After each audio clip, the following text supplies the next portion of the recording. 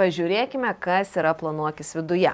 Tai pirmas dalykas yra 2 juostelės, taip, kad būtų patogu ir jūs galėtumėte pasižymėti ties savo tikslais ar ties savo savaitės dienomis. Nuo ko prasideda planuokis, pažiūrėkit, koks popierius nuostabiausias, tai yra jūs rašot savo vardą pavardę, kad nepamestumėte ir žinotumėte, kad čia jūsų planuokis, tai yra apie ką jums yra planuokis, kaip sudėliota struktūra, jūs galite užsirašyti labiausiai motyvuojančią frazę ir žinoma sekti mus Instagrame, Facebook'e ir užeiti į planuokis puslapį.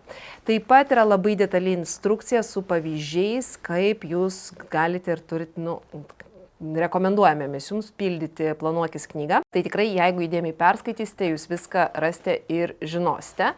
Ir nuo ko prasideda? Tai pirmiausia prasideda nuo praėjusių metų apžvalgos. Tai yra klausimai, kurie yra labai svarbus tam, kad jūs atliktumėte savo vidinę inventorizaciją ir galėtumėte savo reziumuoti, kokie buvo praėję metai. Tada keliaujame į kitą lapą, tai yra jūsų svajonių gyvenimas, kuris yra skirtas arba išsirašymui, arba išsipiešimui, arba koliažui, kaip pasirinksit kokį metodą.